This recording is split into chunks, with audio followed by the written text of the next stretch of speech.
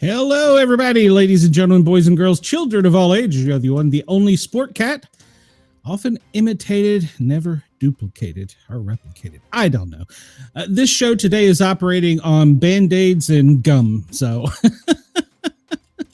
I'm asking everybody that is listening to me tickle your ears to please come over and find me on the YouTube.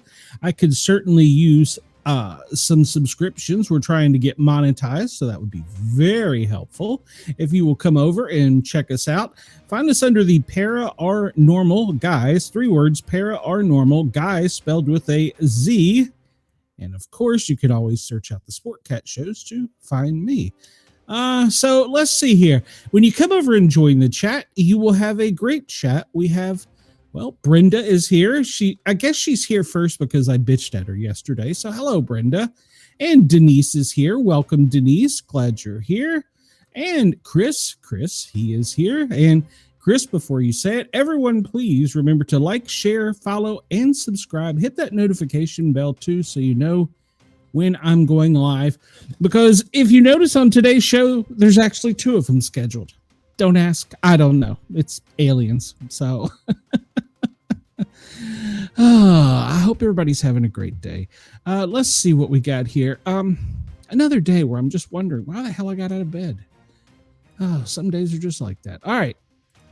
Let's see. Let me see what I can bring up here. That's right. Many people have talked about this chat. Big and beautiful and perfect it is, because it's got perfect and beautiful listeners, except for maybe Brenda, but we're not going to talk about that. So I kind of give Brenda shit. I love her. All right. Well, I hope. Yeah. Okay. Well, thank you, Brenda. I appreciate it. I don't know what the hell happened with the studio. I went in it and was setting up, and the studio went completely nuts before I went over to Jurg's radio, and it wasn't there. So I had to recreate it, and then it appeared again. So you'll see there's another show scheduled at the same time as this one, but this is the only one we're using because this is where the cool people are. Okay, so we talk about history every day because, as Ross and I just discussed, if we don't learn from it, we're doomed to repeat it. So I would say probably not, since he only messes with me on the radio. I gotta stop that song too. It's probably playing somewhere. All right, there, that stopped. And yes, I do miss you. And yes, I am a dick. So there you go. All right. I don't even know what the hell this is, but it's a letter to the Japanese Empire or Emperor. And it was on Kublai Khan's second Mongol invasion of Japan. His invading Chinese fleet of 3,500 vessels disappears in a typhoon near the Japanese coast. In 1842, U.S. Colonel Worth declares the Second Seminole War over after nearly 7 years. Over 3,000 surviving members of the Seminole Nation are forced to relocate from Florida to Oklahoma, with only about 300 permitted to remain. Man, that's a big difference. They had to get used to some harsh weather up there. And see, we talked about this yesterday. White people did this. We don't deny it. So let's see. Chris says that other show scheduled is far less. Yeah, all right. Well, chat's full of jerks. Tell them to come over here, Chris. We need jerks. In 1945, VJ Day, the Empire of Japan surrenders unconditionally to the Allies, ending World War II. August 15 in Japan and other countries, depending upon the time zone. 1947, Pakistan gains independence from the United Kingdom. That reminds me, speaking of time zones, I got to put my clock up. There we go. In 1969, the British Army deploys to the streets of Northern Ireland, beginning Operation Banner. I'm not familiar with that one. 1980, 17,000 workers strike at the Lenin shipyard in Gdansk, Poland, beginning the Solidarity movement. 1938, BBC's first feature film on TV, The Student of Prague. 1995, the Battle of Brit Pop, Rival band Oasis, Roll With It, and Blur, Country House, released singles on the same day. I thought that was between the Beatles and the Rolling Stones back in the 60s. 1909, Bristol Motor Speedway in Indiana, home of the Indy 500s, hosts its first motorized events, a series of motorcycle races. 1987, Mark McGwire sets the rookie home run record at 39 en route to 49. Let's see here. What's Chris say? That pick was taken shortly before V-Day turned into BJ Day. Yes, it was. And Brenda says it could have been VD Day. Hey, you never know. You never know. Those sailors had been around the world, so who knows? 1751, Mary Blandy poisons her father. Francis Blandy of Henley-on-Thames, England, falls into a coma and dies after his daughter Mary poisons him with arsenic. He had disapproved of Mary's relationship with William Cranston, a married man from Scotland, and Mary claimed that she believed the arsenic was a love potion that would change her father's mind. She was found guilty of patricide and hanged in 1752. I thought they did guillotines back then. And in 1851, this will be relevant for today, Russian explorer Grigory Shelkov finds Russia's first permanent settlement in Alaska at Three Saints Bay. And in 1851, Doc Holliday is born. An American gambler and gunfighter. He is born John Henry Holliday in Griffin, Georgia, not too far from me. He is known for his close friendship with U.S. Marshal Wyatt Earp, whom he enlisted at the infamous shootout at the OK Corral between the Arizona city of Tombstone in 1881. He had worked previously as a dentist in Georgia before he was diagnosed with TB and moved out west in hopes that the drier climate would help his symptoms. However, 6 years after the OK Corral gunfight, he died of TB in Colorado. Brenda says, I'm embarrassed I didn't think of that one. Very well done. Yes.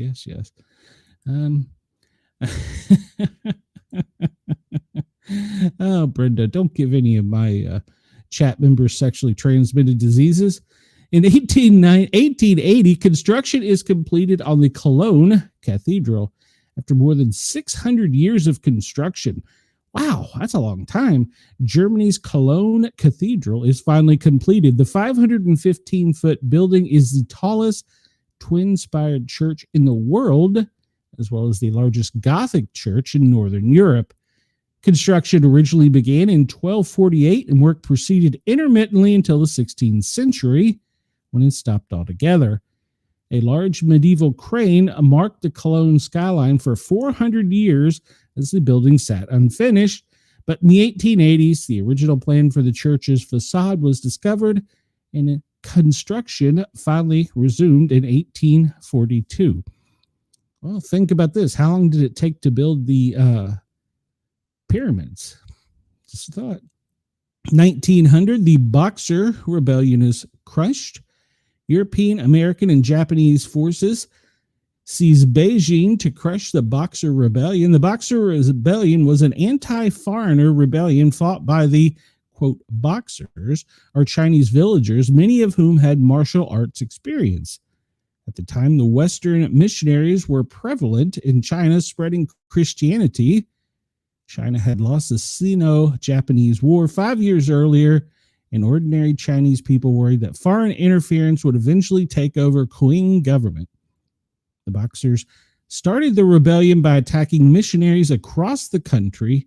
The Chinese government's inability to control the Boxers led to direct foreign military intervention. In total, up to 300,000 Boxers fought against 225,000 European, American, and Japanese forces. The conflict ended in the Boxers' defeat and led to the severe weakening of the Chinese government. So, if, like we talked about, if we don't learn from history, and this rebellion was against Christians in 1900, And what are they doing now? And there's 1945. World War II comes to an end. That's the famous photo following the atomic bombings of Hiroshima and Nagasaki. Japan announces its unconditional surrender to the Allies, celebrated as VJ, our Victory Day over Japan. The surrender brought an end to WW2, the war between the Axis powers of Germany, Italy, and Japan, and the Allied powers of France, Great Britain, and the United States and Soviet Union, resulted in at least 50 million deaths, making it the bloodiest conflict in world history. And we're thinking about doing it again, huh? That's the rumor going around, if you believe that kind of thing.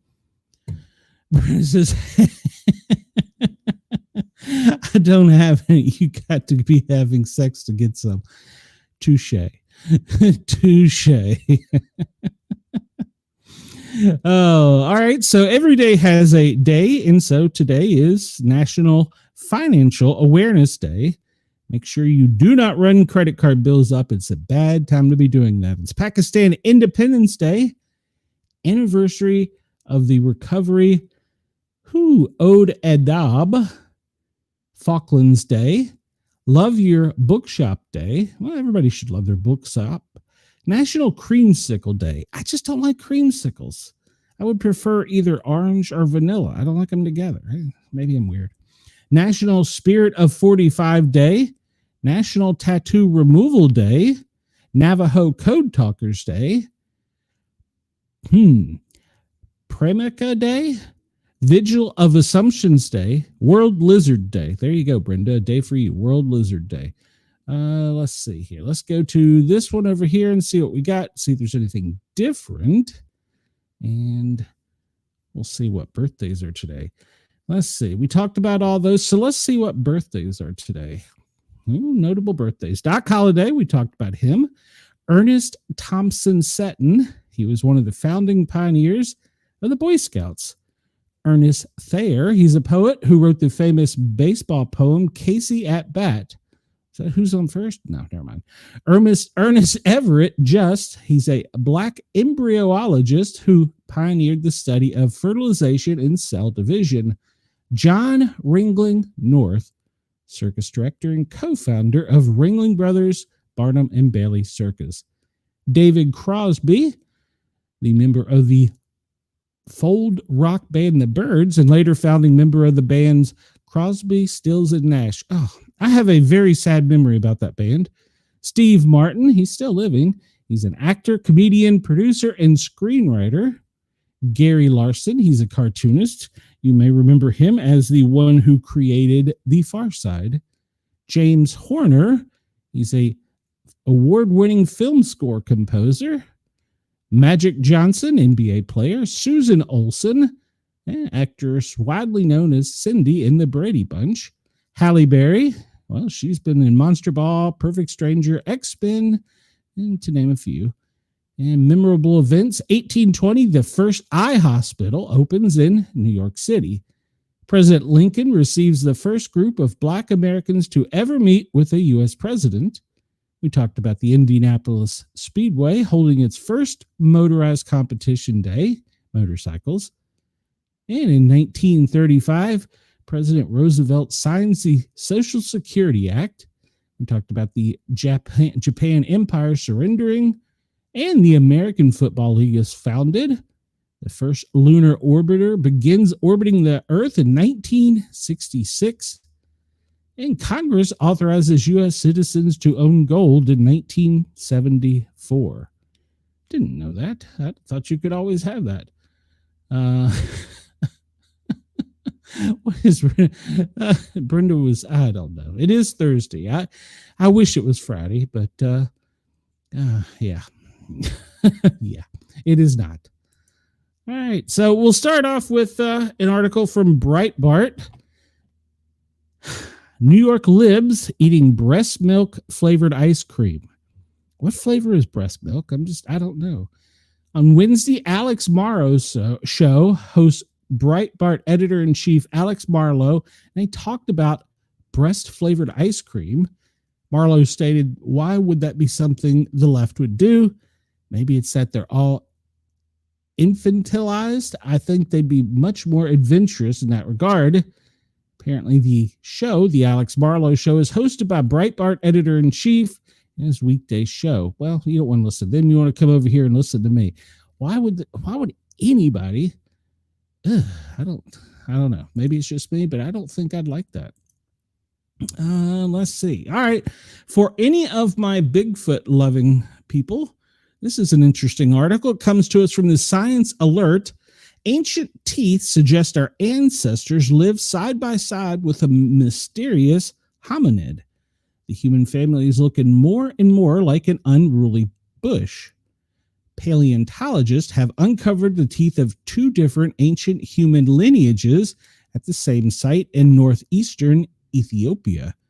The discovery collapses the distance between the first of our genus and the last of the Australopithecines in eastern Africa.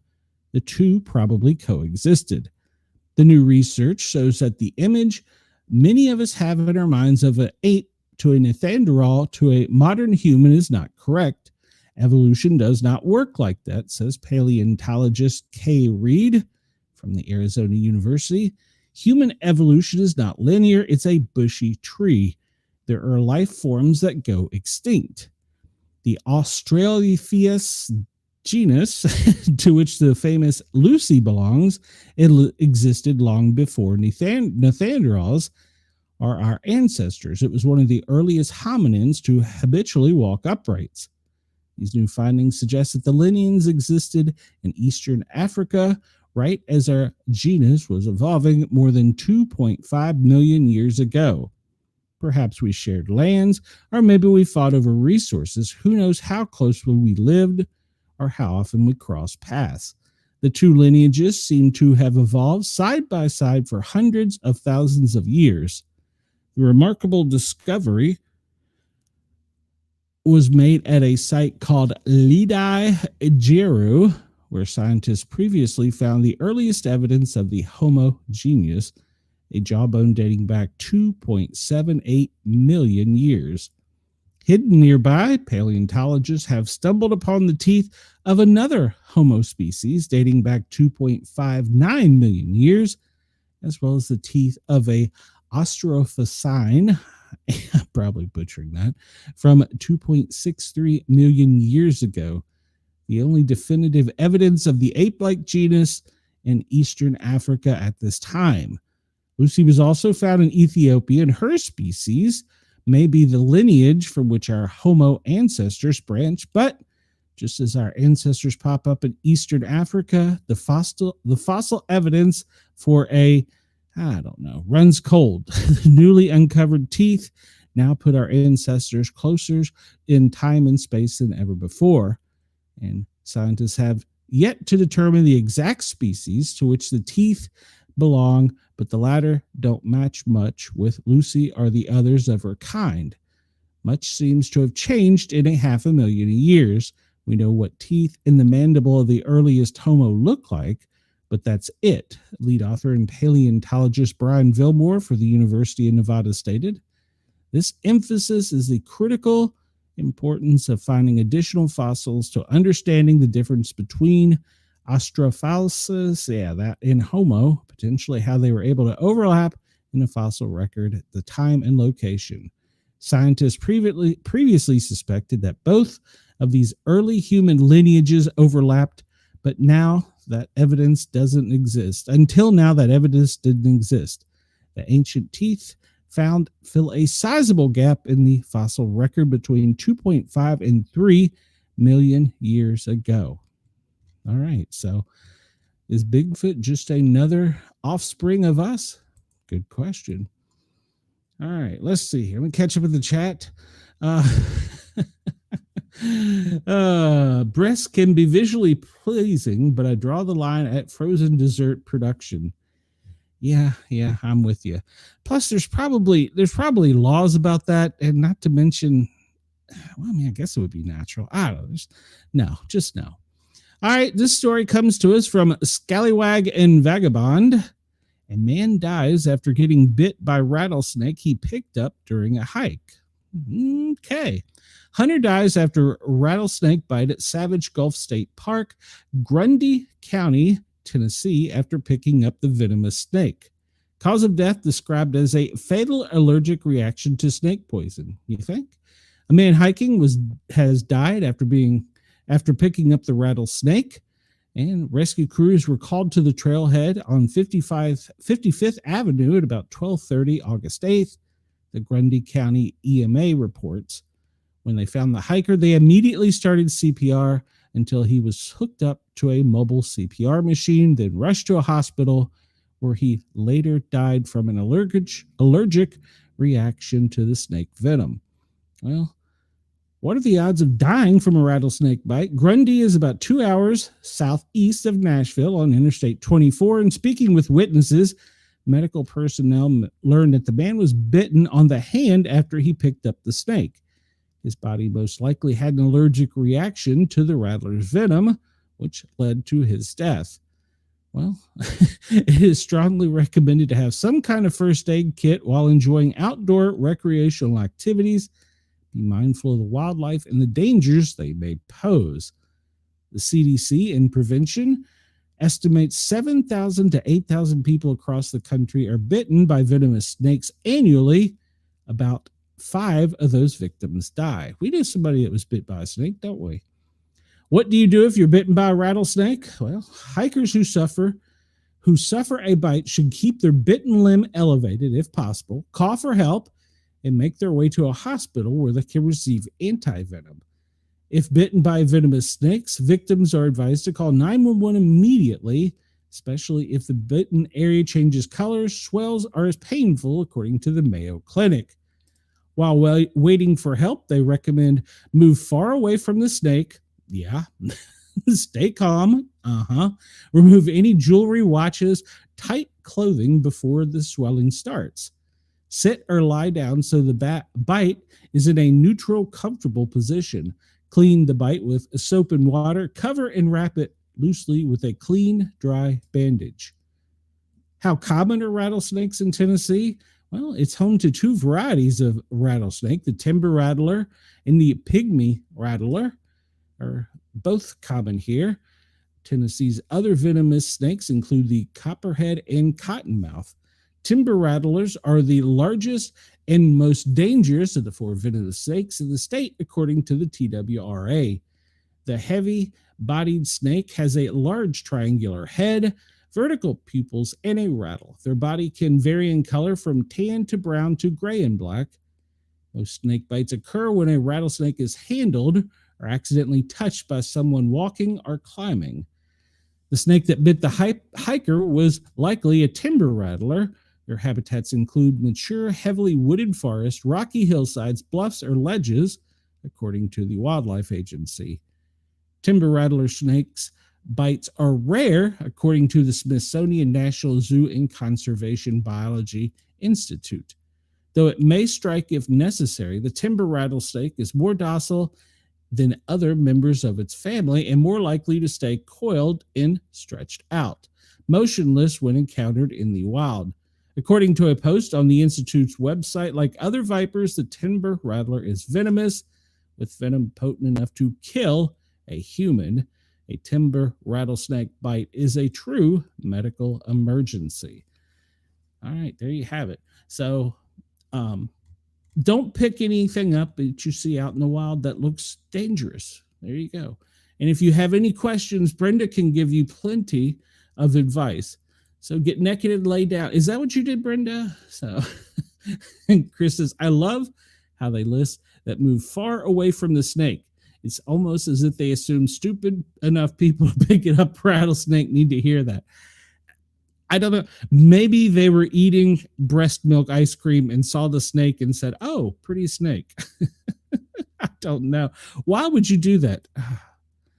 It's like you hear the stories of the people coming out of the Smoky Mountains that have picked up coyotes and foxes thinking that they were stray animals that were struck by cars. That happens several times a year. Just leave wildlife out where it belongs, in the wild. All right, we'll continue with some more wildlife. We have monster jellyfish. France's largest nuclear plant was brought to a halt by jellyfish. A plant in northern France hit by jellyfish invasion is just now getting back online, with service restored to the first of 4 closed reactors. Good Lord. The Graves Lines facility near Dunkirk on the French coast is the largest plant in Western Europe, with a 900 megawatt reactor. 4 of its reactors were shut down on Sunday and Monday after a swarm of jellyfish clogged up cooling pumps. Reactor number 6 restarted at 7:30 a.m. local time, and then they are working, adding that the work was still going on to bring the 3 other reactors back online in the coming days. The other 2 units are offline for maintenance. Convenient. The incident had not affected the safety of the facility's personnel or the environment, according to the operator. Well, it's easy for them to say. They're not the poor jellyfish. The plant was disrupted by jellyfish once before in the 1990s. The creatures have caused plants to close in the past in the United States, Sweden, and Japan. Experts say overfishing, plastic pollution, and climate change have created conditions allowing jellyfish to thrive and reproduce. Nuclear power plants account for 3/5 of the electricity in France, and the country boasts one of the globe's largest nuclear power plant programs. They have 18 plants with 57 reactors. So there you go. Jellyfish have shut down France's nuclear power. Interesting. All right. So, of course, climate change is responsible. They said it was plastic, Brenda. Come on, let's get the story right. Demon bunnies with horns in Colorado have sparked a frenzy. Oh my gosh, I have seen this all over the prepper and survival things, that this is Satan that is manifesting as a bunny. Experts believe the Frankenstein cottontails covered in wart-like horn growths are where the legend of the jackalope come from. Quite possible. A group of rabbits with grotesque horn-like growths has been terrorizing Colorado, but scientists think they've figured out what's happening. The demon bunnies look like something straight out of a horror movie, but experts think they've got a relatively common virus. The cottontails spotted at Fort Collins are infected with a mostly harmless Shope papillomavirus, don't ask me to pronounce that again, which cause wart-like growths that protrude from their faces, resembling horns. Viral photos have inspired a collection of unflattering nicknames, including Frankenstein bunny, demon rabbits, and zombie rabbits. But their condition is nothing new, with the virus inspiring ancient folklore and driving scientific research nearly 100 years ago. So the virus likely influenced the centuries-old jackalope myth in North America, which told of a rabbit with antlers or horns, among other natural animal variations. The disease in rabbits also contributed to scientists' knowledge about the connection between viruses and cancer, such as the human papillomavirus that causes cervical cancer. The virus in rabbits was named after Dr. Richard Shope, a professor at the Rockefeller University whose discovery of the cottontails in the 1930s. News about the rabbit sightings in Fort Collins, 65 miles north of Denver, started getting attention after residents spotting them around town and posting pictures. A representative for Colorado Parks and Wildlife said the department has been receiving calls about the rabbits spotted in Fort Collins. She clarified that it's not unusual to see infected rabbits, particularly during the summer when fleas and ticks that transmit the virus are active. She explains that the virus can spread from rabbit to rabbit, but not to other species, including humans and pets. She described the growths as resembling warts, but they appear like horns if they grow longer. She reassured that these growths don't harm rabbits unless they develop on their eyes, mouths, or interfere with eating. She added the rabbits' immune systems are capable of combating the virus, and once they do, the growths will vanish. There you go. So if you see a horned rabbit, Don't touch it. Solid advice there. Don't touch it. All right. We're going to go on. We've talked about the Cincinnati thing ad nauseum, but, well, it's back up. Cincinnati beating suspect faces years in prison after a new charge from the DOJ.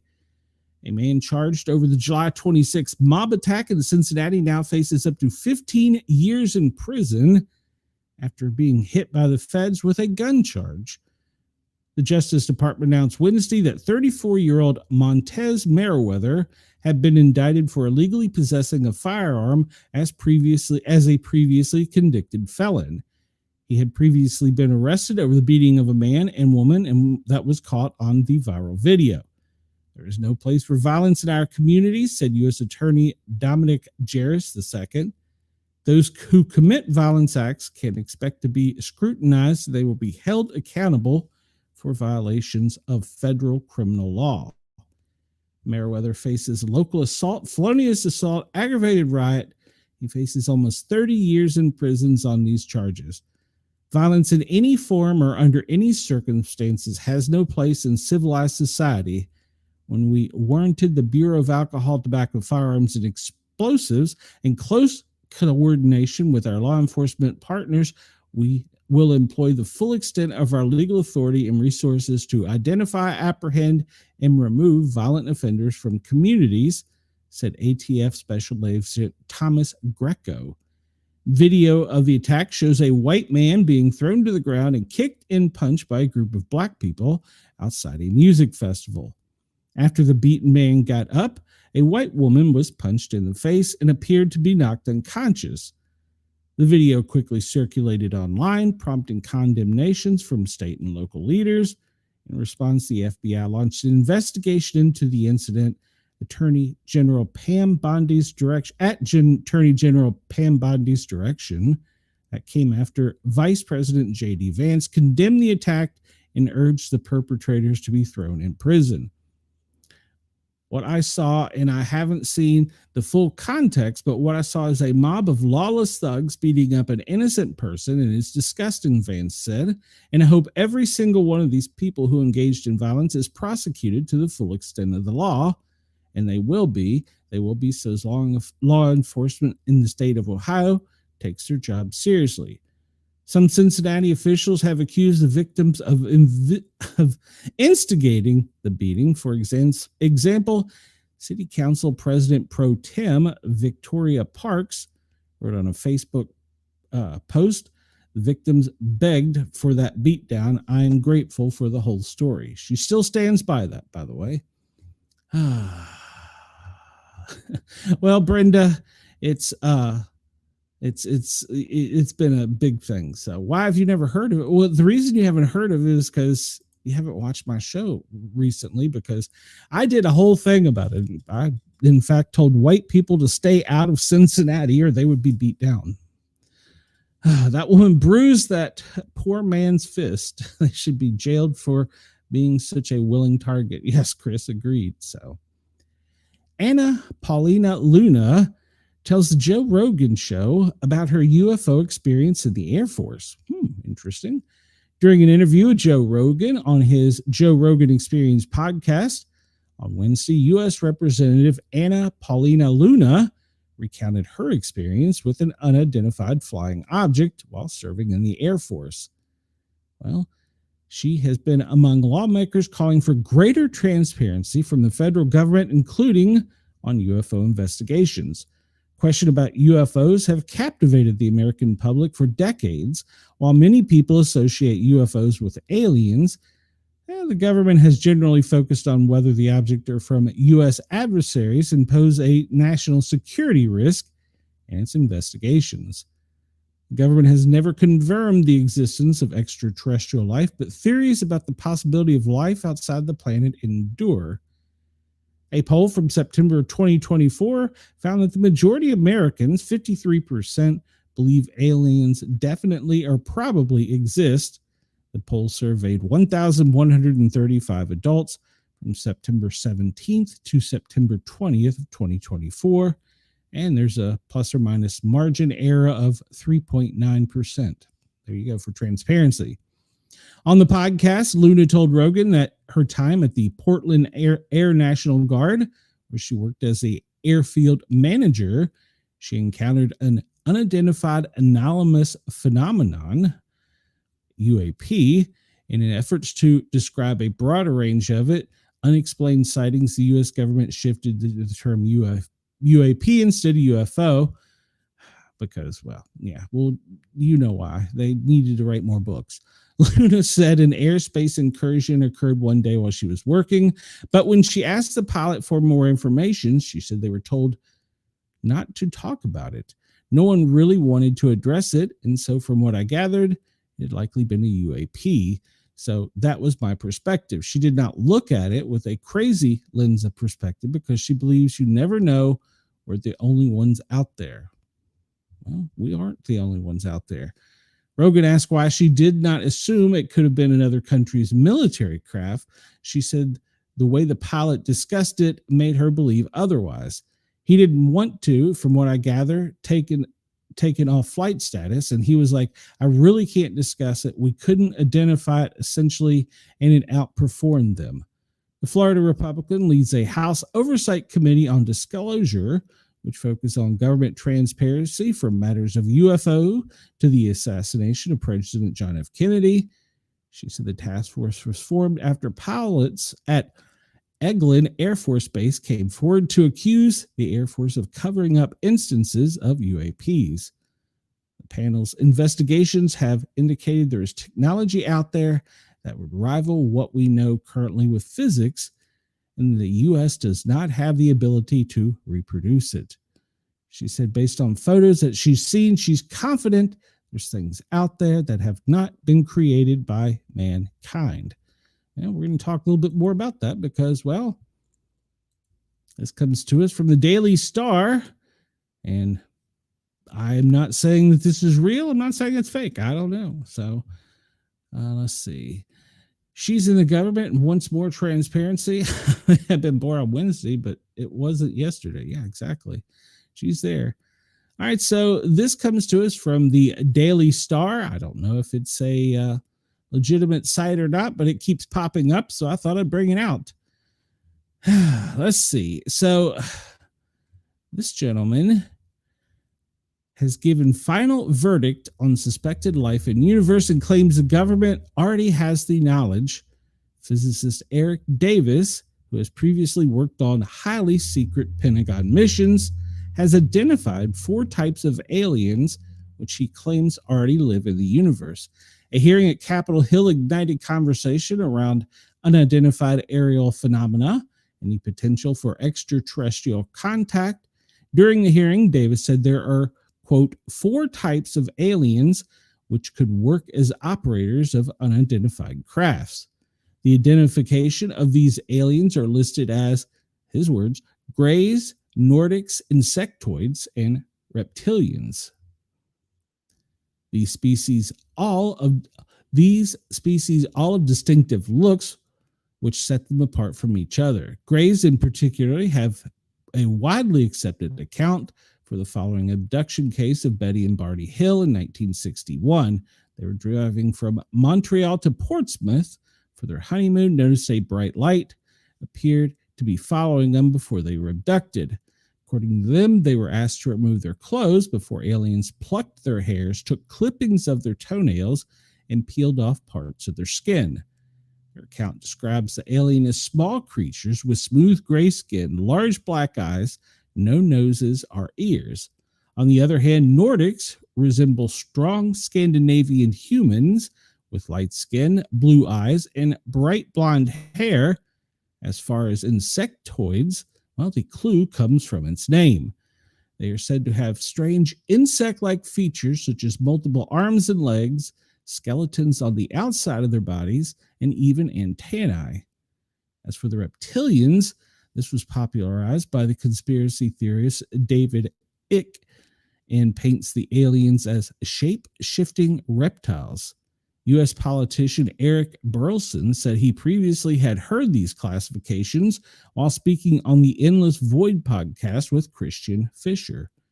He said, I've heard of these 4 classifications discussed in meetings in this office by others, But what I wasn't expecting for him to say, I wasn't expecting Eric Davis, a respected scientist, to say that. But he remains skeptical of his claims, added, if true, this would be a paradigm shift movement.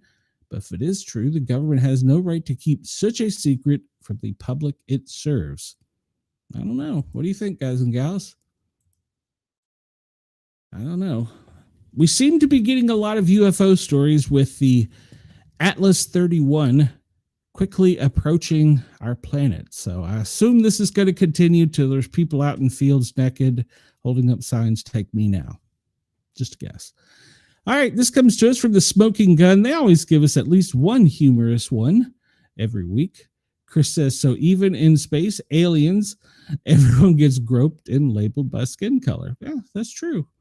That's true. Not groped, grouped. So even in alien species, everyone gets grouped and labeled by skin color. See, there you go. The Nordics, well, they're probably the most advanced, and I don't know. All right, so felony charges, sticks and glue containment. A Wisconsin woman yesterday pleaded guilty to containing a. Oh Lord. Let's start this all over again so I can read it. Felony charges stick and glue contamination, not containment. A Wisconsin man yesterday pled guilty to contaminating a female coworker's Coca-Cola with drops of Gorilla Glue, a crime that was caught on video after the victim hid a surveillance camera under her desk. During a circuit court hearing, Joseph Ralph Ross, he's 35, he copped to a felony charge of placing foreign objects in edibles. The Milwaukee resident, whose admission came after plea negotiations with prosecutors, is scheduled to be sentenced October 9th. Ross and the 36-year-old victim shared an office at the Wisconsin Exposition Center, a state-owned exhibit hall in West Allis, in Milwaukee suburbs. As detailed in a criminal complaint, the woman told police that she suspected the beverage on her desk had been contaminated by a chemical substance. Earlier this year, the victim reported becoming ill after consuming the adulterated liquid, which appeared, she described, as having a strong chemical smell and taste. Why, spit it out. Due to past events, investigators noted on March 20th, the woman hid a camera below her computer monitor to see if anyone was putting substances into her beverage. Within 30 minutes, the camera recorded Ross wearing latex gloves, squeezing Gorilla Glue into the victim's can of Coca-Cola. When subsequently confronted by cops, Ross, who was unaware of the hidden camera, claimed to have placed a supplement in the victim's Coke. Police searched a trash container near Ross's office, and it yielded protective gloves, which were wadded up into a ball with a glue bottle and its cap inside. As part of his plea to the felony charges, he may never own or possess a firearm and will be unable to vote until his civil rights have been restored, according to a court order. But is he going to be allowed to own glue? His hair looks like he was a different type of wigs together. Yeah, he's got certainly even bangs over his big bald spot. So yeah, it's a bowl cut, isn't it? We're not making fun of people. No. All right, this comes to us from the U.S. Sun. Going postal. Sick pictures of USPS worker, the Postal Service, flaunting cash in luxury vacations online after stealing checks, debit, and credit cards from the mail. Well then. Smug pictures of a former postal worker showing off stacks of cash and lavish trips have emerged after she was caught stealing. Margaret Ann McDermott, 31, admitted to pocketing credit cards, debit cards, and checks on the job to fuel her lifestyle, which included tropical vacations and Rolex watches she flaunted online. Magademinit, that's kind of pleasing to say, pled guilty to stealing mail containing checks, credit and debit cards, and personal information while working for the Postal Service. Picture posted to Magadamit's former Instagram shows her sitting poolside with a glass of champagne. And she's posted pictures of shopping bags from Dior and Louis Vuitton before she was caught. Magadamit pled guilty to the fraud on Monday after she was first arrested on July 1st. Her sick scheme lasted 3 years as she worked at the Torrance, Maine post office in southwestern Los Angeles. The former mail courier stole mail containing checks, debit and credit cards, and personal information while working at the post office from 2022 to July of 2025. She would activate the cards and cash online and use them to make massive purchases. On her Instagram account, Magadaminit proudly showed off the stolen money in pictures showing and posing with stacks of $100 bills held up to her face. She shared pictures of piles of money sitting in her lap while sitting in the driver's seat of her car. Magadaminit flaunted dollar bills and $100. Look at all that stack of money. Good Lord. One snap shared on her Instagram showed a tall stack of bills that was captured. You ever been hurting while grinding? Magadaminit wasn't shy about flaunting the expensive items she bought with money she stole from unknowing USPS customers, including a Rolex watch and designer items from Louis Vuitton and Dior. The mail thief also shared pictures from glamorous vacations to the Turks and Caicos, Hawaiian, and Aruba Islands, where she used stolen cards on her international trips. One photo showed her lounging by a pool with a glass of champagne as she wrote, "Life is good."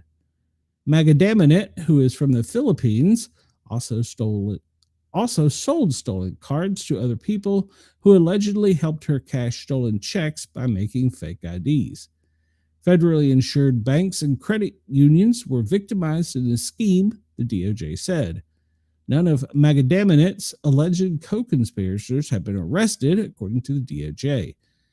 Police caught on to the plot and searched Magadaminit's apartment in December of 24, seized 133 stolen credit and debit cards, as well as 16 U.S. Department of Treasury checks from her home, and they found a loaded ghost gun.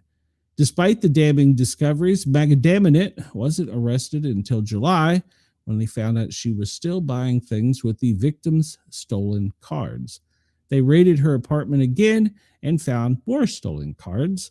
She's been in federal custody since then. The Torrance Police Department didn't immediately return the U.S. Sun's request for comment. On Monday, Magadaminit, I like that name, pled guilty to one count of conspiracy to commit bank fraud. Her sentence hearing is for October 27th. She faces 30 years in the federal pen. You know what I'm thinking? She probably wouldn't have got caught if she hadn't been so stupid. Well, luckily, crooks are stupid. So there you go. Word of the day is Magadaminit. Yes. Magadaminit. Could that be a good porn name? I'm John Magadaminit. Oh, I don't know. So my chat is having fun with it. Let's see. Can we do this story every day, please? Magadaminit needs her own day. She needs her own day so we can talk about it. All right, so this has been making the rounds on the prepper, survival, and emergency shows on YouTube and podcasts across Spotify because the Pentagon draws up plans to send troops to American cities. The Trump administration is considering plans for a, quote, reaction force of National Guard troops to deploy quickly to American cities with signs of civil unrest. The Trump administration, which on Monday deployed the D.C. National Guard to address crime in the nation's capital, is reportedly gearing up to deploy more troops in American cities.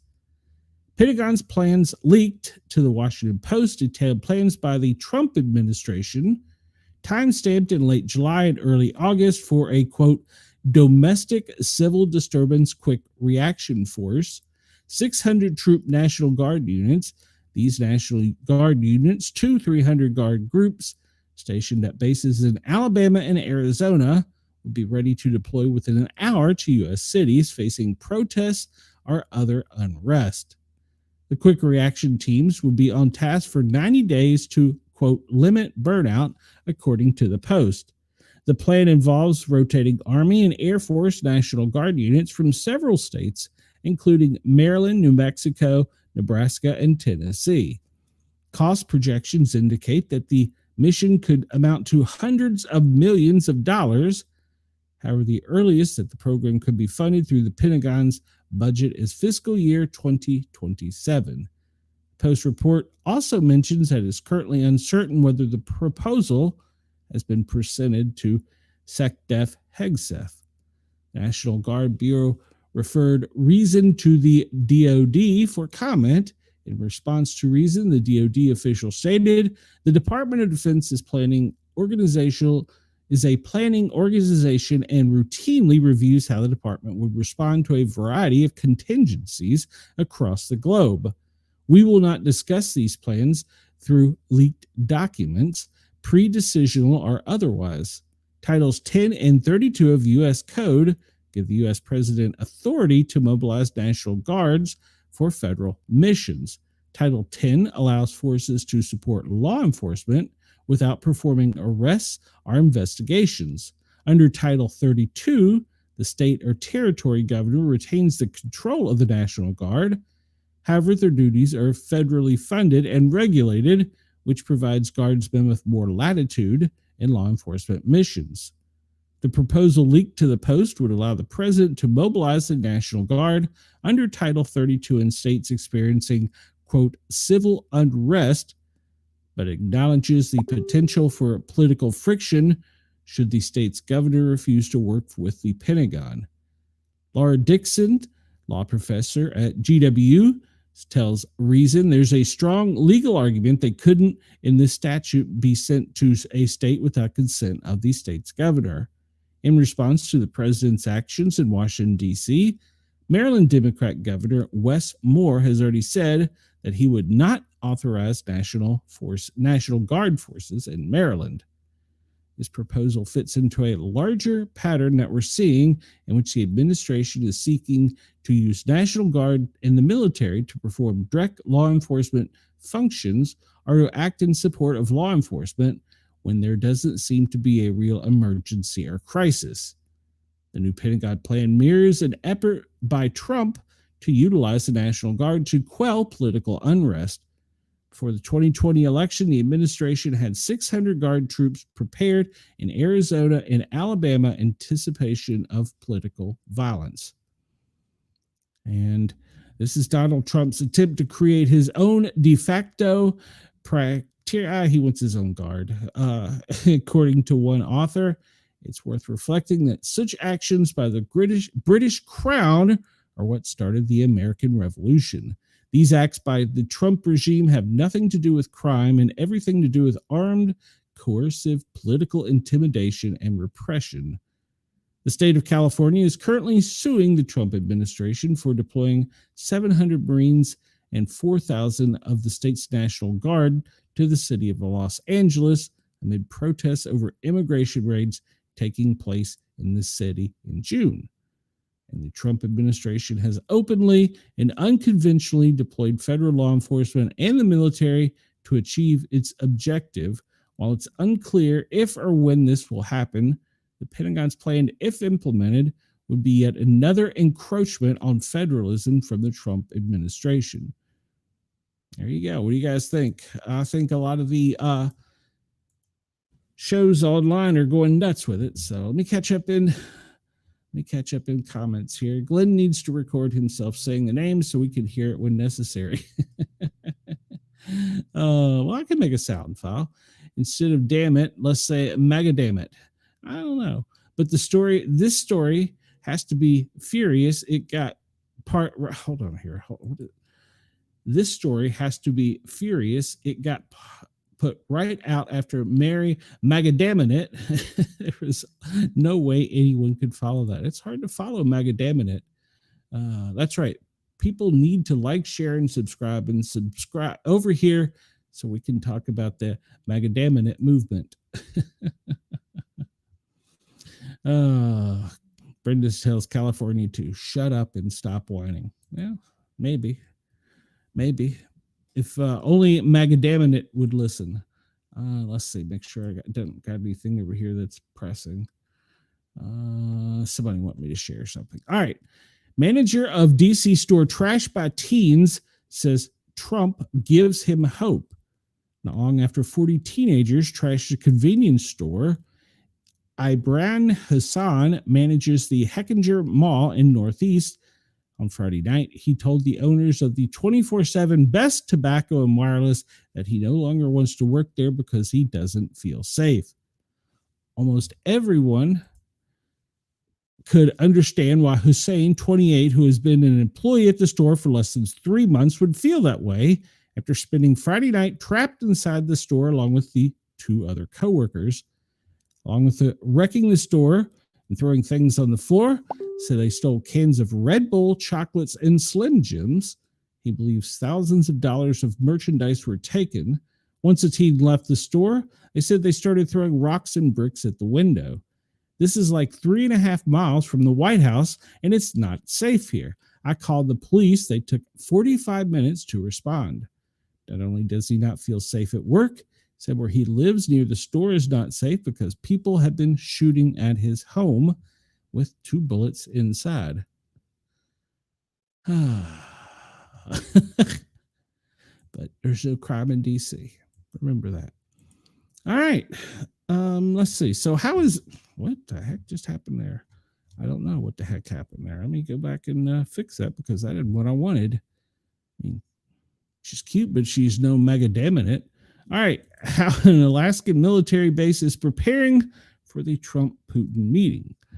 All right. I'm going to make sure I ain't got anything over here pressing in the comments. No. Yes, I'll share it later. Go away. All right. So the Alaskan military base, long used to intercept Russian aircraft, is now racing to welcome one instead. President Trump will host Vladimir Putin for an unprecedented summit at Joint Base Elmendorf-Richardson, just north of Anchorage, according to a White House official. The Joint Air Force Base, which totally supports F-22 Raptors, has historically been used to counter the Soviet Union and launch intercepts of Russian and Chinese aircraft. The installation has hosted numerous presidential visits over the decades, but has never welcomed a U.S. adversary of Putin's stature. This begs the question about the logistics of securing the site and the optics of the summit. Base officials declined to answer any of them, deferred questions about preparations for the visit to the White House, and the White House has declined to provide any information, citing operational security. While the optics of the situation may be ironic, former Air Force officials said that with appropriate precautions, the base is well suited to host the event. It's a large base, and the conversation likely won't happen near secure areas used for sensitive operations, said David Nahorn, who retired last year as the commander of Alaskan NORAD region, Alaskan Command in the 11th Air Force since 2022. We've always had visitors on the base from different countries, and obviously not necessarily a Russian citizen, but we've always been very mindful of that. My guess is these conversations are not going to happen in areas that are required for the mission or would have any security concerns. The base has had to cordon off sensitive areas many times, and there are plenty of ways to still get the mission done, he said. While the exact procedures are closely held, military bases follow tight protocols to prevent espionage during visits from heads of states, including protections from cyber breaches and preventing physical access to classified areas. Questions remain over the exact makeup of Putin's entourage. The Russian president rarely travels within his own country without being accompanied by fighter jets. A detailed agreement on what is being brought and where it will be positioned is likely hammered out of the joint staff level. As for the makeup of the Russian aircraft flying in or entering the U.S. airspace, landing at Elmendorf Field, as this visit is unprecedented. They're really unsure of what will be allowed and how this will look. Ravi Chandri, a former assistant Air Force secretary for installations, echoed confidence the base will be able to deliver a secure environment, but expressed concerns over this administration's, quote, problems with security protocols.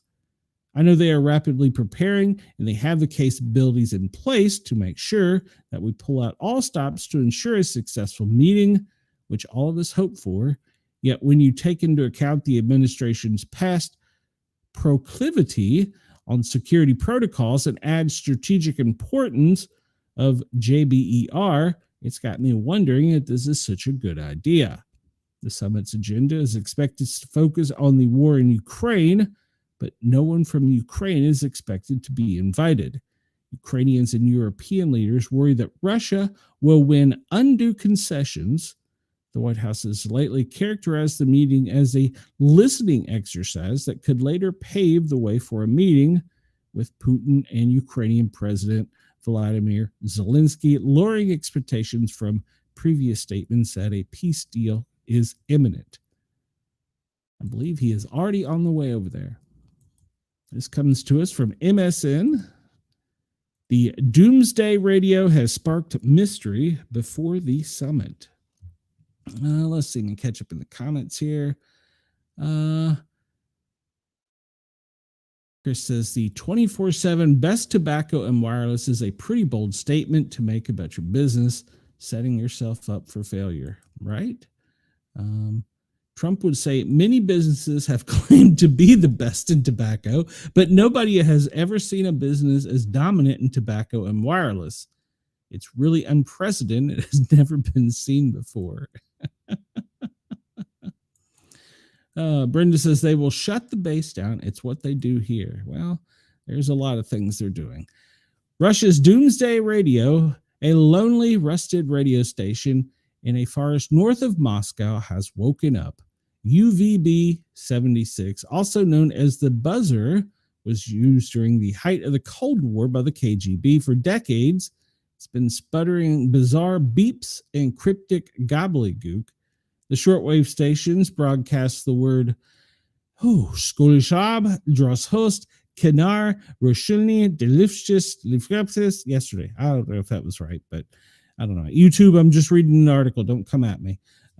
Monitor the stations that monitor the account also bleeped a series of numbers. The transmission lasted 1 minute and 12 seconds.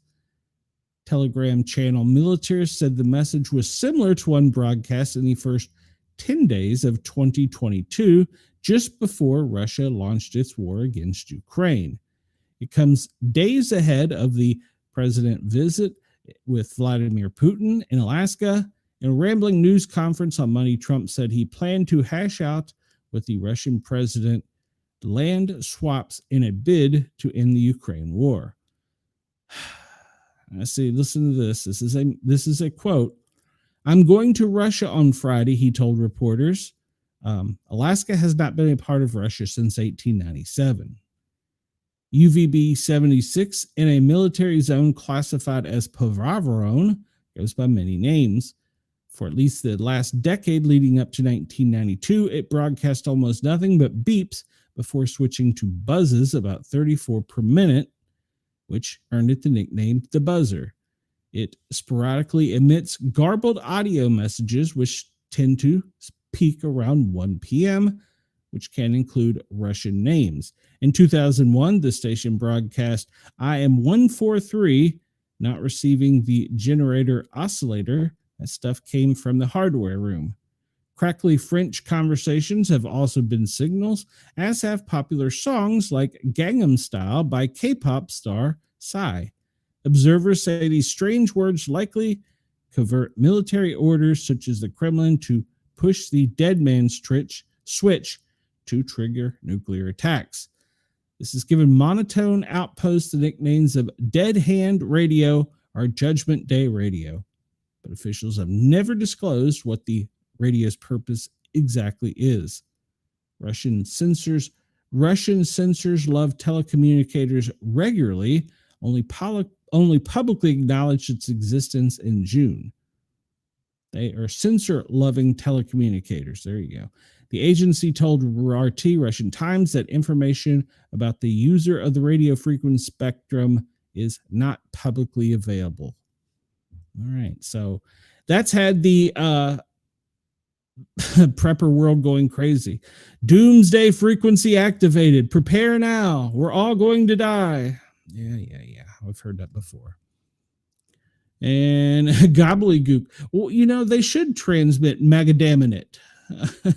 And Magadaminate could bring about peace between Russia and Ukraine if she spread around some of that cash. Exactly. Everybody likes a little Magadaminate, right? Oh, unfortunately, this story comes from Virginia, my old home, and actually my old county public school system. Virginia Governor Glenn Youngkin, I don't know how you pronounce it, on Wednesday ordered the Virginia State Police Bureau of Criminal Investigations to open an investigation into allegations that Fairfax County Public Schools arranged and paid for abortions for a minor using school funds without parental consent. I'm deeply concerned with the allegations that Fairfax County public school officials arrange for minors to get abortions without consent and may have misused public funds to pay for them. The governor, a Republican, said in a statement, according to the Washington Examiner, I'm directing the Virginia State Police to open a full criminal investigation immediately. There you go. So, old public school systems being investigated. Shocker. All right, let's jump in here to what we normally do. We'll go to the FEMA Daily Report. It's no longer MAGA, it is now Magadaminate. Oh, y'all aren't going to let me live this down, are you? I'm okay with that. All right, so this comes to us from FEMA, the Daily Operations Briefing, Thursday, August 14th, which last I checked is today, and as presented to the presidential staff at 8:30 a.m. Eastern Time.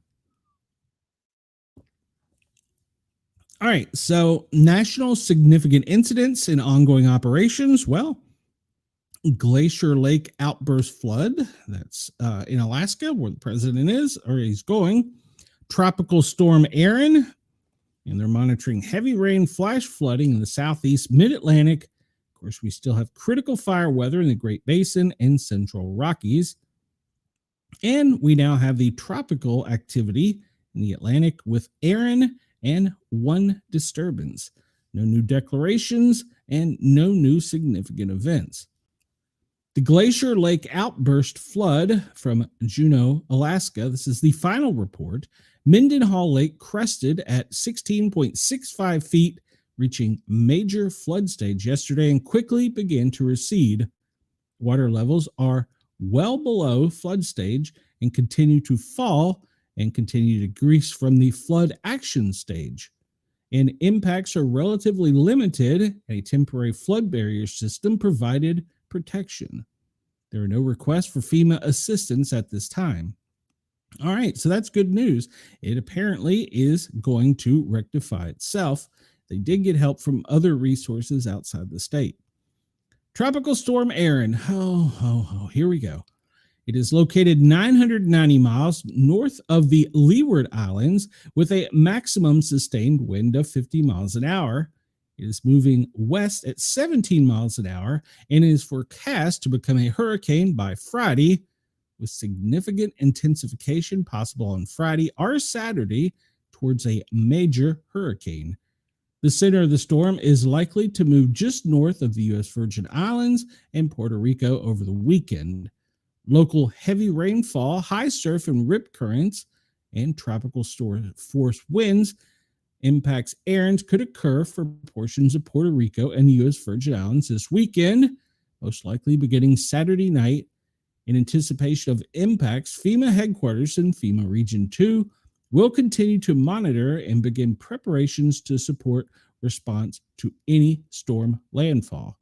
So the current state and local resources that they're activating and using are from the Puerto Rico Emergency Management Bureau, The Virgin Islands Territorial Emergency Management Agency is monitoring, and they will go to full activation on Friday. And so the federal response is regional at this time, and they are monitoring it. The Red Incident Support Team will arrive in San Juan today. Okay. Mobile communications offices pre-positioned in Puerto Rico, and a Maynard mobile emergency response vehicle rostered and is available to support. They have 35 generators staged at a ballpark staging site in Puerto Rico, and will deploy and manage generators as needed. 12 generators to St. Croix, 9 generators to St. Thomas. National Incident Support Base Alpha is deploying to accept generators. There you go. All right, so we talked about her. She's 990 miles east of the Northwest Leeward Islands, moving at 17 miles an hour, maximum sustained winds 50, and she's going to strengthen, and, well, she's going to become a pain in the ass later this week and over the weekend. All right, so we'll actually go to the National Hurricane Center and get a more recent update. What is it saying in the chat? MAGA equals Mary Ann got arrested. What was her first name? I don't even remember now. Magadaminate. All right, so the national forecast from the National Weather Service. Oh, our friends up in the North Dakota and Minnesota region are going to get hammered with some severe thunderstorms today. Can't rule out tornadic activity. And rain can occur from Vermont to Florida over to Texas sporadically, with storms moving through.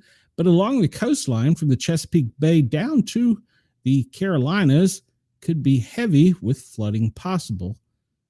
Maybe even some extreme storms. On Friday, the storms are expected up in the northwest to move slightly to the northeast, but still anticipate some heavy storms in the Dakotas and Minnesota. That trend is going to continue for Saturday, but it's going to continue to move northeast, affecting the Great Lakes, Michigan, and Wisconsin.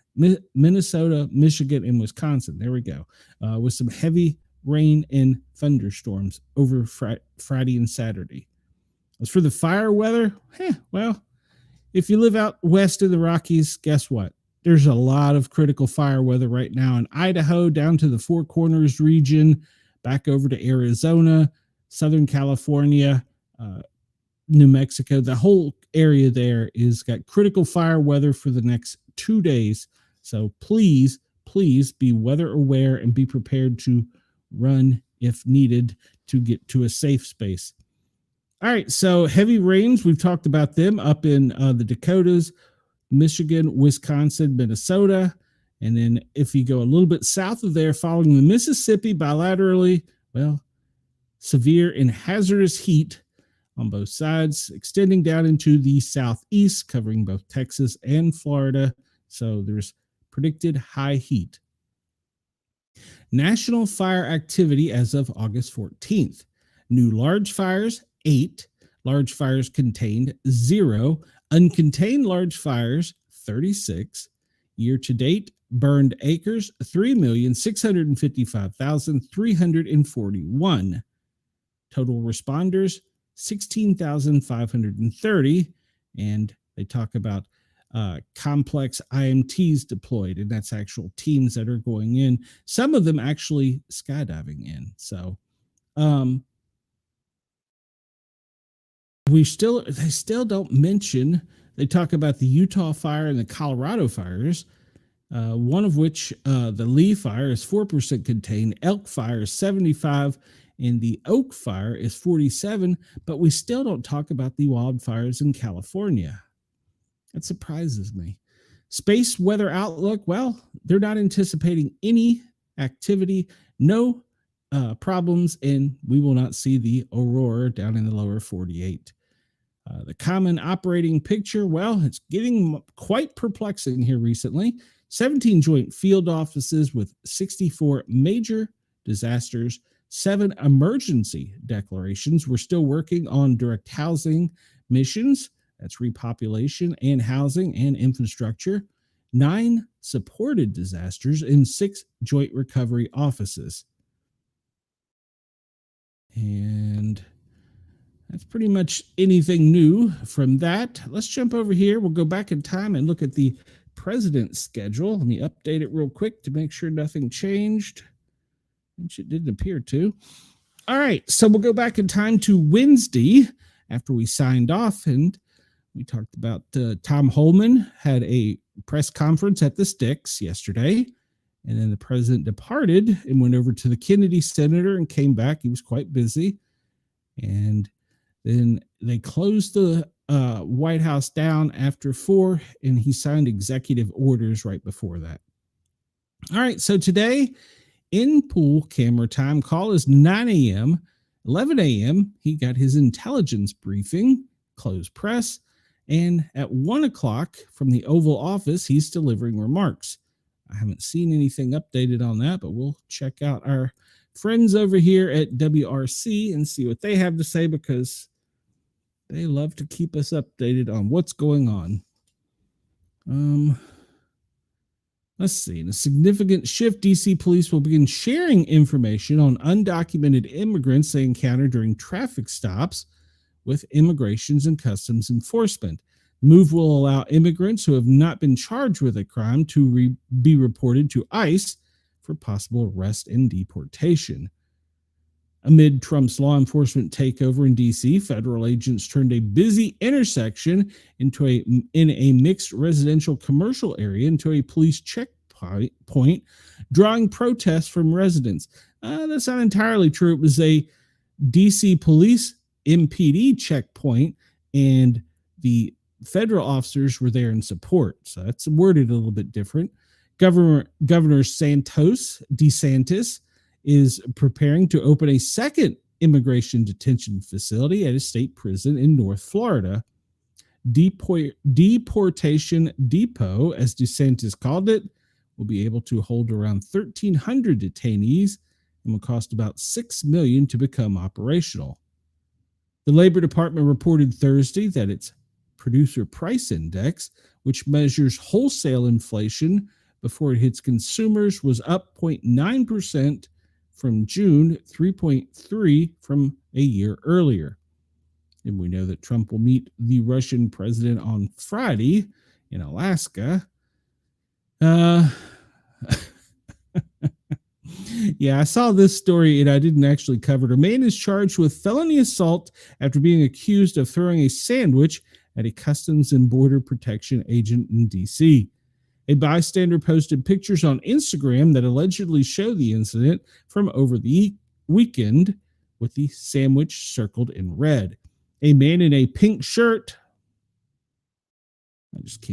identified by D.C. police as 37-year-old Sean Dunn, approached a group of Customs and Border Patrol agents and called one of them a facet, and then apparently he threw a sandwich at them. Yeah. Catch up in the comments here. Chris says, California only bitches about the problems of everywhere else, deflection from their own ineptitude under Gavin Newsom. And Chris says, I would love if someone asked Trump about Magadaminate. He would have no idea about any of it, but I guarantee his answer would be absolutely hilarious and the best TV ever. Maybe he could answer it while he's in Russia over the next 48 hours. Good Lord. So, a pink-shirted warrior is arrested for throwing a sandwich. Yay. So we talked about DC police increasing cooperation with ICE. That must be from the executive order that he put out yesterday. Preparations are being put together very quickly. Mark Rubio says that's for the visit. Advocates say law enforcement will begin evictions and potential arrests of homeless Washingtonians. All right, that's interesting. And we talked about the DeSantis immigration checkpoint prison. And Governor Newsom is also, he's saber rattling to make redistricting plans in response to Texas's gerrymandering. And he posted several X posts where he wrote in all capitals and mimicked our president. Trump has cast doubt on a news conference with Putin. He said in an interview on Fox that he was not sure he would hold a joint press conference.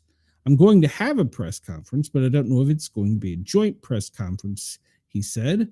We haven't even discussed it. It might be nice to have a joint and then separate press conference. And the U.S.-Russia summit, what to know about it? We pretty much talked about that. We talked about the inflation data.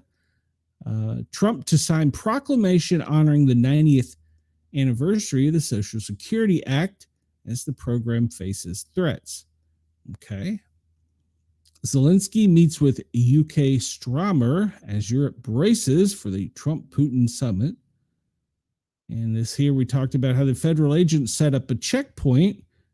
Well, it wasn't the federal agents. It was the Metropolitan Police Department set it up and established it, and then the federal agents come and help them. Uniformed officers with Metropolitan Police Department stood alongside Homeland Security Investigations personnel and several plainclothes agents at the checkpoint in the U Street corridor, one of the first checkpoints set up since Trump temporarily put D.C. under federal control. More than 100 protesters gathered, heckling law enforcement as they stopped cars approaching the checkpoint. In some cases, flagged the vehicle for additional investigation. Some protesters began warning drivers to avoid the checkpoint. They all dispersed without incident. Shocker. They just did their jobs. All right, so we'll look at the daily news briefing. And this is the one from the National Weather Service, pretty much the same. The only thing I think that changes will be the National Hurricane Center. We talked about the forecast, the Dakotas in Minnesota having severe thunderstorms, possible tornadic activity. We'll look at those chances here in a second. Tomorrow, Minnesota moving down into Wisconsin, as well as over on the the Atlantic coast. That can anticipate some strong storms.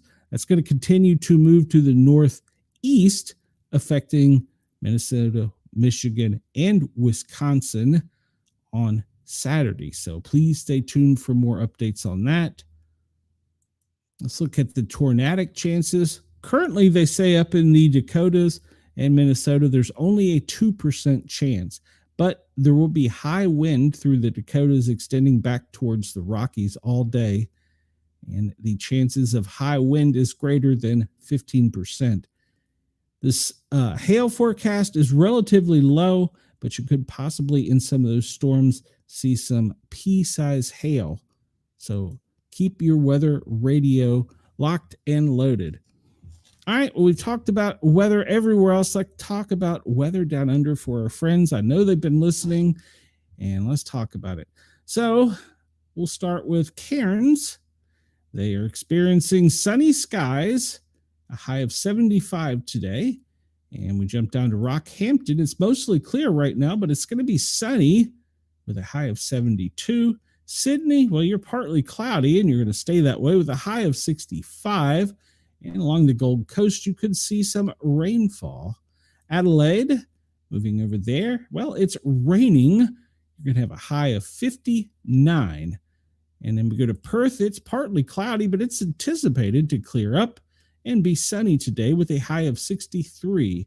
Port Hedland, well, right now you are clear, and high today is forecast to be 85 with nice sunny skies. Darwin, well, you're going to be the hot spot with a high of 89 and very sunny.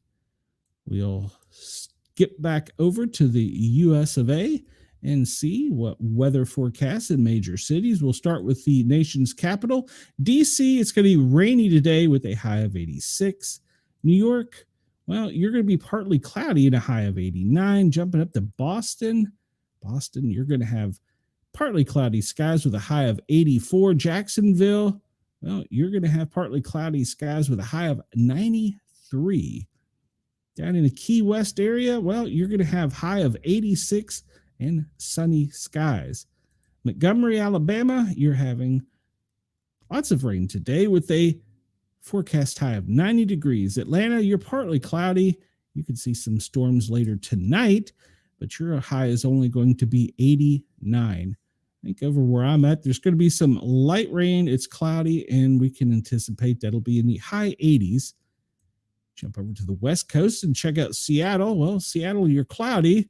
You're going to remain that way. The high of 74. Medford, well, you're mostly sunny.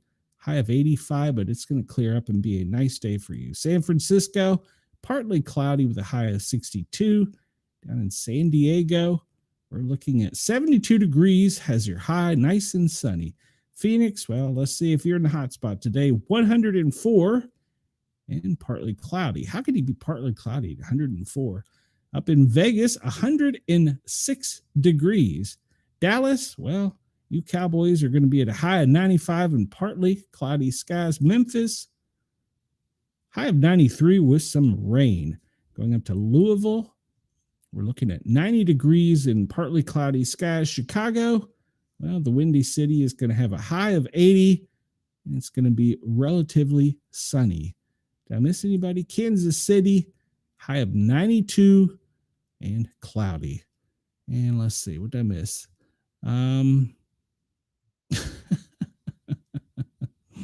Oh, my chat. Let's see. Let's go up to Anchorage and see what the weather is up there for the presidential visit. Let's see. Well, it's cloudy today with a high of 57. Where the hell did that come from? Oh, no idea. And we'll hop over to Moscow and see what it's like over there. I can find Moscow on the map here. Mongolia and Moscow. Where's Moscow? Moscow, right here.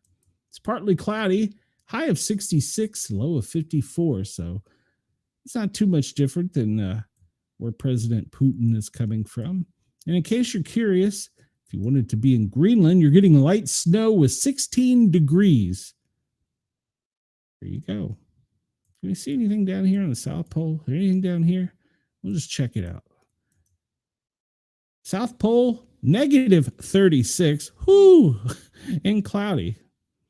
Well, at negative 36, might as well just stay inside. Don't go outside. Can you imagine going from negative 36 to 115 flying into Vegas? Good Lord. Chris says, cloudy to die. Yes, to die. And we'll look at current weather warnings. We got about a half hour left here. Thanks, everybody, for tuning in on Radio X and Dare Media in Australia, as well as our partners at Yerg's Radio. Thank you for tuning in and allowing me to tickle your ears. I ask all of you to come over and find us on YouTube and subscribe to the Paranormal Guys.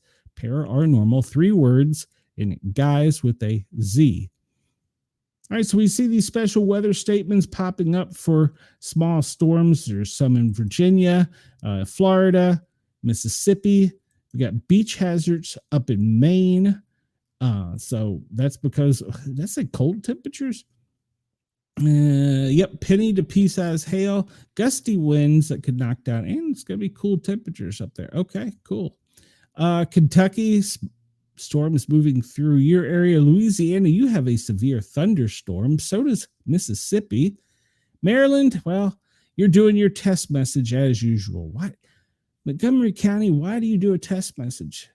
I heard Andy's radio lock up earlier. Was that why they did it? A flood watch in Alaska. We've talked about that. That is from the glacier mount, but it is no longer in effect. That has dissipated. And we look up onto the northeast coast, up around Portland, Maine, down to the Cape of Portsmouth. There are some marine warnings in choppy skies. A severe thunderstorm is moving through actually in Maine with some lightning and $half size hail. Okay.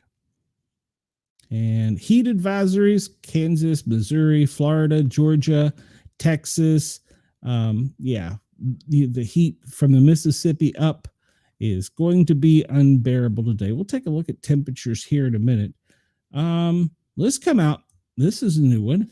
Evacuation immediately. Severity extreme. The Wyoming Office of Homeland Security. A fire in Hot Springs, Wyoming is not approaching Thermop. Fire is south of Black Mountain Road and west of Kirby Creek Road, heading northeast. So that was sent out at 12:38 local time and said the status is severe. Evacuate immediately if you're in Wyoming in that area. I've not seen that come up before, so that's kind of interesting. Let's see, make sure this is the same one. And this is Wyoming. Hot Springs County Sheriff advises evacuate immediately due to the Red Canyon fire. They have evacuation shelters set up at the Thermopolis Fire Hall at 400 South 14th Street. So if you are listening in Wyoming and any of those areas, you're being advised to evacuate immediately due to the fast-moving brush fire. Actually, at this point, I don't think it would be brush. I think it's a wildfire. And we see multiple flood and flash flood warnings throughout the southeast due to the spotty showers.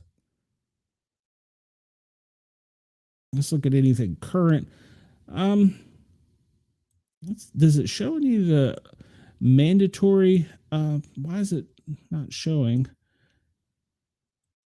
It's supposed to be showing the warnings. This is going to come up and zoomed in on Georgia. Yeah, there we go. That's better. And let's see. Let's go to Wyoming. See if we can see red flag warnings. Red flag warnings. I don't see the evacuation warnings unless that's down. That's rain. Well, there's red flag warnings for most of Wyoming, Idaho, down to Salt Lake and Utah, really the Four Corners down there. And then, of course, with the forest fires, you're going to get your air quality alerts in the Four Corners region moving to the southeast. So those fire warnings, as the smoke is moving to the southeast, is going to continue and extend. We had the heat advisories, and that's up around, where's that? Sioux Falls, Nebraska, Oklahoma, Omaha, and back down. Well, Memphis and Arkansas. It's going to have effect on all of Oklahoma, spreading all the way down to Louisiana, Mississippi, the corner of Tennessee there, Memphis. Florida, well, you have it, as well as going up through the Gulf Coast of Atlanta. I'm not the Gulf Coast, the Atlantic coast of Georgia into the Carolinas. And then they have several spotty showers in the northeast, some severe ones currently in Louisiana. And we saw those storms up in Maine as well. Oh, well, good news. Brenda is saying she's making an announcement that her daughter is going to have another baby. Congratulations. Congratulations, Brenda. Do you know the sex of it yet, or did you just find out that she was pregnant? All right, so we'll look at the lightning and see what the lightning activity is. And unfortunately, over in that high fire area, oh, wow, they are having some lightning activity. Brenda, congratulations. Let us know when you find out. Phoenix, Flagstaff, between the two of you and down over to Albuquerque and down to the Texas line, there's a small cell there that's producing a lot of electricity. If you go over here into the Gulf Coast, the Gulf is active from Houston all the way to Pensacola, actually further to the east, Tallahassee. That's one pretty good sized storm that goes from Pensacola back to Houston with lots of electrical activity. We go over to the Atlantic coast and we see that the coast, well, if you're in Myrtle Beach area, pretty much from Charleston to Myrtle Beach, thunderstorms with lots of lightning activity. And if you continue up the beach and you get towards Oak Island up to the Chesapeake Bay, you'll see some large cells with some heavy lightning. In fact, Oak Island inland is getting hammered at this moment. Let's look up in the northeast. Fredericksburg, you have a pretty good sized cell in Fredericksburg, Virginia, moving to the northeast. Washington, well, over in Hagerstown, Upper Marlboro, there's a pretty good sized cell. That's going to be moving to the east. And up in true total blank where that is.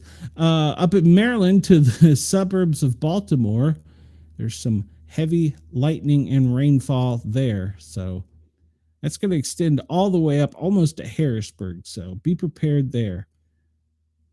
And I don't think we can see just yet the effects of Erin. She's probably out here somewhere, but we really aren't getting an idea of the electrical activity with her just yet.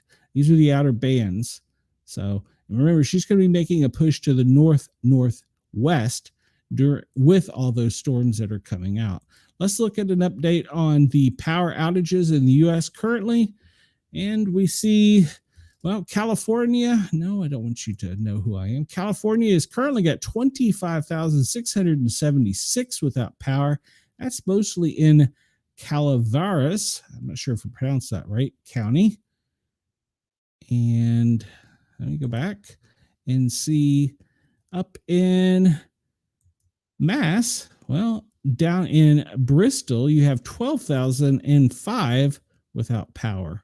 So in Massachusetts, those are the two areas with the highest reported power outages at this time. So California, 25,676, Mass with 12,048. Colorado, well, they have 5,859. Minnesota has 5,482. And Kentucky has 4,622. If you're curious about power outages in your area, you can go over to powerautages.us and check it out. All right, so let's look at the National Hurricane Center because, they've been dooming this one already. So we have Erin out here, and they're concerned that Erin, well, her winds are continuing to the northeast. It's not affecting the Atlantic coast yet, but it will be moving that way. They're anticipating by Monday, 8 a.m., she will be southwest of Bermuda, headed straight towards the Carolinas.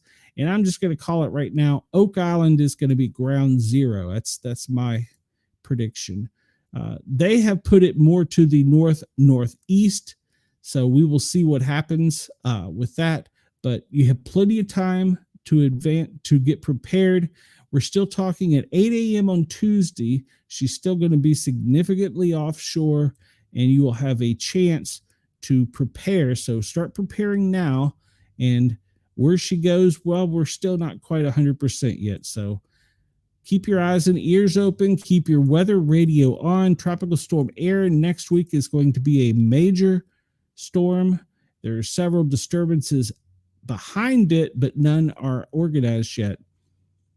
So the cyclone down in the Gulf, it's just kind of sitting there. It has sat there for the past 2 days, and it's not really doing much. So they're anticipating that the chances of it doing anything is the next 48 hours is about 40%. And as for the next 7 days, if it continues to sit there, it's just going to be a rain and wind hazard and will not be forming into a tropical storm. Denise says, stay away from New York. Well, she looks like she's staying away from New York. So let's hope she does. Let's see. This is from the National Space Weather Prediction Center. And they're saying that there is nothing. It is all green. The aurora forecast does not anticipate affecting the lower 48. Look at the heat risk. And we've talked about this already. Florida, code red. Code red means it's a major. You want to make sure that you are wearing proper protection if you're outdoors in the sun. You want to stay hydrated and take breaks and get cool as often as you can. When you hydrate with water. It's the best. I mean, unless you can find breast milk ice cream. If you can find breast milk ice cream, let me know. So from Maine all along the Atlantic seaboard down to the Floridian Georgia line, it's code orange, and back inland as far inland as the district and West Virginia. Then in the south, it continues pretty much from St. Louis all the way down to the Gulf. Following the river, it's code orange, as well as on the western side with Missouri and Arkansas. And straight up the center here, the Dakotas down into Colorado, Oklahoma, New Mexico, and Texas, code orange. Code orange is moderate. You should still be prepared when you're outside, and you should have something to drink, hydrate, and take cooling breaks. But if you're in southern Texas or Florida today, code red for the heat. It's going to be a hot day. In fact, let's look at the temperatures real quick. All right, currently the hottest spot we have is Phoenix. 101 is their forecasted high. So is Vegas. Currently, they're only at 97. Houston, you're anticipating 93. And Dallas, you're anticipating 93, but they're showing that it's already 94. Memphis, 93. But you move back over to the east where I am, and it's only going to be high 80s. We see down here in Jackson, 93. New Orleans, 87.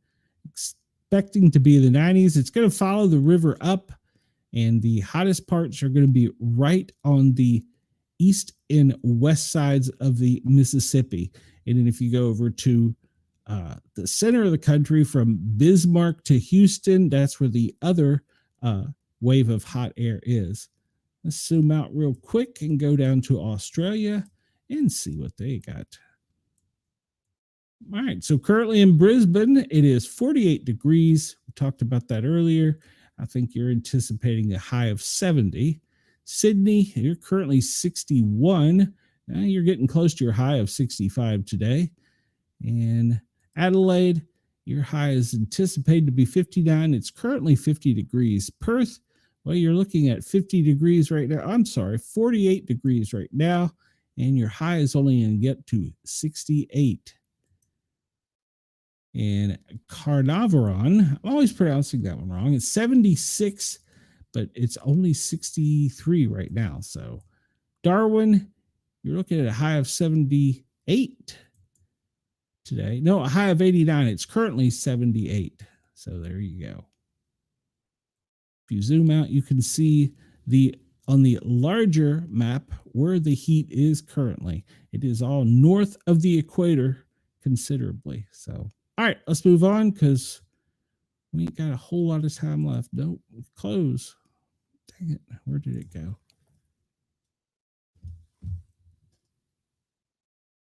All right, so there are currently no tsunami warnings. Watches are threats. Always good news. And Alice Spring is lonely at 47 degrees. Yes. All right, so no tsunami warnings. Watches are threats. Take a look at the big, beautiful blue perfect globe and look at the current wind conditions.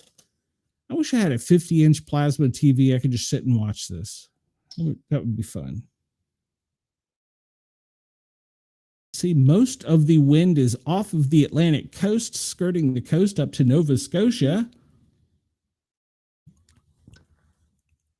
And the other wind is moving out of the Gulf up to Canada, where it's meeting that front and kind of circulating a little bit. Wind coming off of the Pacific isn't too bad. It's really just skirting the coast, so it's probably making for great conditions to surf. We see the tropical disturbance Erin down here spinning. We'll see in a minute how she's being hampered by growing. It's when she gets through this wind and she gets up in here that she's going to be able to cause some real havoc. Australia, well, currently most of your wind is on the west side of the continent, with it moving slightly inland to the west. So it's coming from the south to the west. Slight breeze. All right, let's go out and look at the next thing because we only got about 10 minutes left and we've got to fly through some things here. All right, the interactive map of air quality. We'll just say right now it sucks because that smoke coming down from Canada is really, really, really bothering the people up around the Great Lakes. It's code yellow, but we can anticipate that that'll be moving to the northeast, over affecting New York, Boston, up to Nova Scotia, where the conditions are currently favorable, but they will probably change to a code yellow. Right now, it looks like the worst air is in Detroit and Toronto with code orange. Texas, down along the Gulf Coast, back over towards Austin and Midland, code yellow, and pretty much from Jefferson City, St. Louis, Indianapolis, up to the Great Lakes is code yellow, with the exception of Detroit and Toronto. Back over to the west, Salt Lake, code yellow, all the way over to Denver. Get along the Pacific coast, and it's mostly all around greater Los Angeles area, some sparse ones up around Carson City, and then, of course, back over to Phoenix as well. Let's look at those fires real quick, and we'll see the fires. We don't see this one down here in Jacksonville. That one's new, 400 acres. The Plummer Creek fire doesn't say much about that one. And we see this is the Backbone. That one, well, that one was reported yesterday, and they haven't got any real progress on it. But we go up here into Wyoming. We see these areas like this one here is the Spring Creek fire that is just starting. And you got over here. What is this one here? They don't have a name for this one. But Wyoming right now, you have some code red and some evacuation orders. And if you're in Idaho Falls, there's some code red for fire danger. Pretty much all of Utah down to the Four Corners region on the Colorado side. And then you can expect some in Phoenix, down in Arizona, and Albuquerque down in New Mexico. So those fires are burning pretty intense there along the Rocky Mountains. And then, of course, if we zoom out and look, Canada is still just burning. So Canada is on fire pretty much. Let's see if we can get a picture of the smoke today. And we talked about those winds moving up to the north, to the northwest, just a slight breeze. We see how that's broke up the smoke. And so it's pushing the smoke from the Colorado, Arizona, all the Rocky Mountain fires. That's pushing the air to the Pacific side. So that's giving the center of the country a break here. And it's also pushed that smoke. Really, we talked about Detroit being one of the worst city up to Ottawa. And it's really pushed it all out of the continental U.S., that wind break we're getting right now. Let's look at the air quality movement map. And we'll get a much better picture. And we see that the wind's coming out of the Gulf, and we see that it's separating the smoke and pushing it back to the Pacific and up into Canada, where it's hitting that front down there, and it's moving out towards Nova Scotia. We talked about the dust earlier. If you look coming off of Africa, she is right in the middle of that dust right now. And so she's not getting the ability to grow much, but you can see how she's dispersing the dust up into the Atlantic. When she crosses out of that little front that's coming off of Africa, pushing the dust into her, that's when she's going to be allowed to get warmer. And that's when Erin's going to be a real pain in her butt next week. So we'll see how much energy and momentum she gains as she clears through this little wind trough of dust right now that's cooling her off. Go down to Australia and look at your air quality. And with the fires burning to the north of Brisbane, that smoke is pushing up to the west, northwest, and the fires down along the eastern side. Had to think there. Gold Coast, the eastern side, those fires there, that's pushing up and through Perth. I'm sorry, not through Perth, through Brisbane. And over here on the western side of the continent, the smoke and fires are pushing down to the southeast, going down towards the coast down there. So all in all, not too bad of air quality in Australia, except around those areas immediately affected. All right, we got about 5 minutes. The global seismic activity today, moderate, but there were several rapid earthquakes from a 2 something to a 4 something in California. They all happened within 4 minutes of each other. The worst was a 4.0, which was in Paso Robles, California. Volcanic report. Sitkin, you are still orange. Spur, you are yellow. Kilauea, you are orange. And the most recent earthquake, 3 hours ago, 2.8 in North Carolina. And where were those earlier today in California? There were several of them back to back to back. Let's see if I can find it over here, zooming in. Yeah, it's not going to let me. Yeah, Greater Los Angeles had a 2.4, and that was the most recent one there. But they had several back to back this morning that was cause for concern. We'll look at real quick at the disaster alerts. See, there's some new notifications here. Wind in Queensland and flooding in Florida are the most recent alerts.